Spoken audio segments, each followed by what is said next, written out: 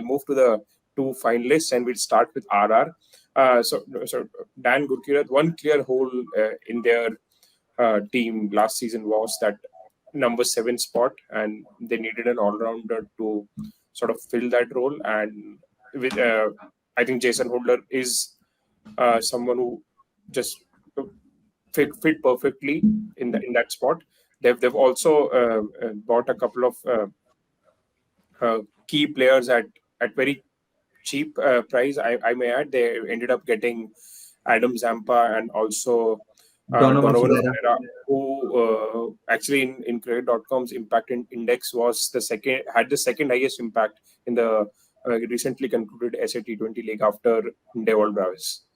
So your thoughts, Dan, on their picks? And before we go to Dan, I know Dan actually doesn't feel that Joe Root's a T20 player, uh, and he has his reasons. But I still think that someone like Joe Root at 1 crore is an upgrade over a Kane Williamson or a Steven Smith, given the fact that he also bowls and his range against spin is better than both the batters.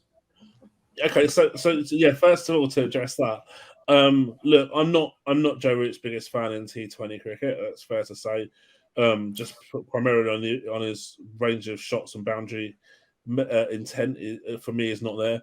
However, when you're comparing him to Steve Smith or Kane Williamson, the current versions of, I would still take Joe Root over those guys as well. Particularly, I think he's got greater intent than Williamson and is a useful, as you say, bowling option against left-hander or left-right combo with the right hand, not being a particularly good player of spin. So yeah, you can understand the logic behind that, and certainly I'd much rather have Root at 1 crore than Williamson at 2 crore, definitely, and I would rather have Root at the same price as well. What I mean, look, I think RR didn't really have a lot to do at auction, because I looked at their numbers in detail from last year, and there wasn't really any areas that they struggled with markedly.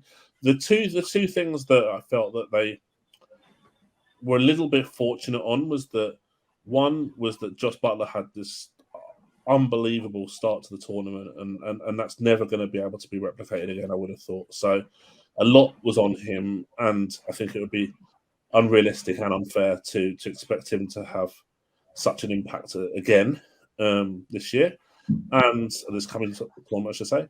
And as you mentioned, Gurkirat as well, this batting depth was just really lacked balance with like an Ashwin at 7, and then sometimes he like pinch blocked or whatever it was that you describing it as, or people describe it as, and so the pickup of Jason Holder made complete sense, and yeah, you can completely understand why they went for Jason Holder, and he looks like he's going to provide them with so much more balance. So I think big thumbs up there. The interesting thing was that they went so hard on Harry Brook that they almost bankrupted themselves in the process, and would have, if their last bid of I think it was 13 CR on Brook was successful, they only had 20 lakh to spend on one player to make the minimum squad size up, and they would have only had 5 overseas as well. So look, I'm sure that I've sort of seen comments made by the management of Rajasthan after this saying, it was all part of the plan and stuff. But let me tell you, I'm not sure they would have released any videos of their team discussion. They were left with 20 lakh with 15 players in their squad. I don't think. I really want to understand from someone like you who's been at the auction table. I thought it was also too early for a panic buy. I mean, I just want to understand that what could have been going through their mind while trying to make that purchase, because they knew they needed number 7. I mean, they very badly needed one of Holder or maybe a Daniel Sams or a Wiese or a Shanaka to be there in their squad. Like, what was even going on at that point of time? Like, did they forget the budget that they have, or did they wanted to mess with SRH because they knew SRH have the budget and probably they had some inside information that SRH would definitely go for it, because it's quite absurd, to say the least, that a team which has only 13.225 crores is going after a player for 13 crores. uh, when they had when they had at least 4 5 spots to fill and 3 overseas, or probably 4 overseas to buy. So what Yeah. was happening there? Okay, so we've spoken about risk v reward a few times in this show so far. Something I talk about a lot.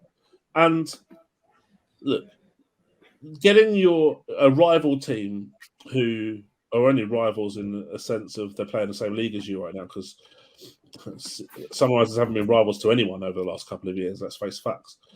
Getting a rival team to pay half a crore more for a player, but risking screwing your whole auction up in set one at the process is not a great risk reward proposition. I just don't. It's mind blowing in terms of how that was perceived to be a good idea. And like I said, now Sunrisers did go for the extra bid. They can go around and say, well, it was always our strategy. We knew they were going to go for it, but I mean, it's a horrible strategy. It really, really is. Like I say, you risk screwing your whole auction up in the first set just to try and make someone pay a little bit more for one player. It's just absurd. And just for me, it makes no sense. Now, we'll talk about other auctions. I mean, sometimes I did feel that there's not always that much awareness of, and not just in auctions where obviously you've got to juggle a pot of money, which you, as opposed to like a draft where you've got specific salary bands and stuff like that. But sometimes you do see examples of teams they forget that they've got to go and buy a certain type of player, or I mean, look, Rajasthan did it a bit last year. They right at the end of the auction, they were like, "Oh right, yeah, we've only got 4 overseas players," so we just scattergun bought 4 overseas players at the end who kind of they all released after the tournament, and so yeah, this stuff does happen. I mean, sometimes I do think that kind of journalists, supporters, whoever it might be, fans on social media, whatever.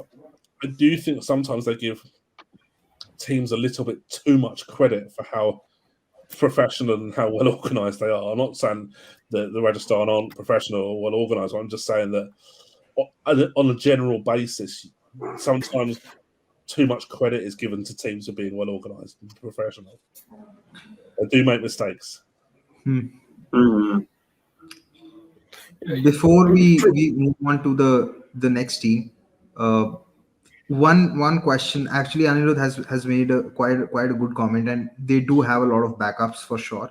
Mm. The one question that I have for you is that you said that they probably didn't have much to do, but I think it was something that they lacked in the last auction as well, and they lack it this time as well. They don't have a reliable death bowler. uh, they, Yes, they tried with Prasidh Krishna, and he was successful in a few games, but I don't think he's a reliable death bowler yet. He's no, not your 2-2 bowler. You very may try to make him, yeah. but I don't think it's something that will work out. No, I agree, and Mm. it's hard to get Obed McCoy into a team when you've already got Trent Bolt as well. So yeah, and that's an issue. So my notes for them prior to the auction were the obvious all rounder at 7 and plus a high quality overseas pacer who wasn't acquired. So you look at like the low priced overseas pacers and you think maybe someone like a Naveen or a Jai Richardson or someone like that would have been a smart pickup. Mm. Also, And recent form of, okay, Somesh, you speak. no, I was just saying that while the bowlers did a good job in the power play of controlling runs and taking wickets as well, with Chahal's and Ashwin's presence, this sort of went under the radar, but they were actually the worst wicket taking side in middle overs. This was largely due to Ashwin not even picking a wicket every game. His balls per wicket record in last season was 33.5, and even economy was 7.5, which is not elite of that of Sunil But he Narine. was And but he doesn't was pick bowling in wickets. the power play. He was bowling in the power play. Ashwin was Yeah, was was bowling in the power play. I won't be surprised if in this season they might try to swap one Ashwin with the other. and they have actually bought a few backups in that role. They also have Zampa.